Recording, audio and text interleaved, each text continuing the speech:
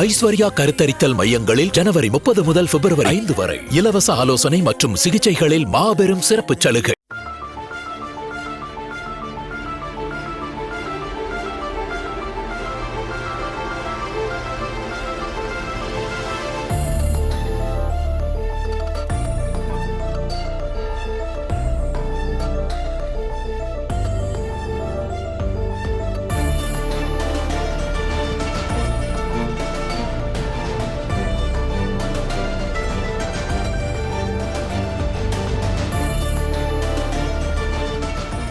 விஜயவா தமிழ் மக்களுக்கு அறிமுகமாகி விஜய் டிவியோட ராஜாராணி 2 சீரியலில் நடித்தது மூலமா மக்கள் மத்தியில் பிரபலமானவங்க தான் நடிகை Archana Ravichandran. Big boss Tamil season 7ல வைல்ட் கார்டு கண்டஸ்டண்டா என்ட்ரி கொடுத்து டைட்டில் வின்னர் ஆகி மக்கள் மத்தியில் இன்னுமே பிரபலமானாங்க. இது மூலமா இவங்களுக்கு நிறைய பட வாய்ப்புகளும் வந்துட்டு இருக்கு. டிமாண்டி காலனி பார்ட் 2ல நடிச்சாங்க. இப்போ பார்ட் 3லயும் நடிச்சிட்டு வராங்க. இவங்களுக்கும் பாரதி கண்ணம்மா சீரியல் மூலமா மக்கள் மத்தியில் பிரபலமான அருண் பிரசாத்துக்கும் கடந்த 2025ல என்கேஜ்மெண்ட் ஆச்சு.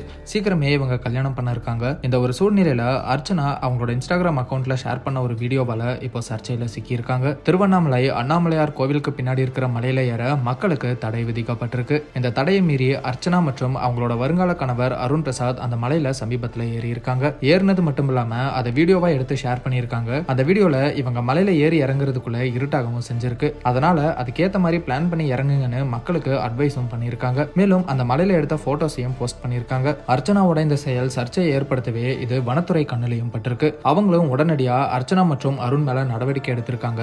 விசாரணைக்காக நேர்ல வந்த அர்ச்சனா மற்றும் அருண் மலை மேல ஏறக்கூடாது அப்படிங்கிற விஷயங்களுக்கு தெரியாம தப்பு பண்ணிட்டோம், இனிமேல் இந்த தவறு நடக்காதுன்னு சொல்லியிருக்காங்க. வனத்துறையும் அர்ச்சனா மற்றும் அருண் மேல தலா 5000 ரூபாய் அபராதம் விதிச்சிருக்காங்க. அவங்களும் அந்த அபராதத்தை செலுத்தியிருக்காங்க.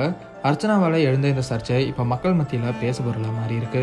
ஐஸ்வர்யா கருத்தரித்தல் மையங்களில் ஜனவரி 30 முதல் பிப்ரவரி 5 வரை இலவச ஆலோசனை மற்றும் சிகிச்சைகளில் மாபெரும் சிறப்பு சலுகை.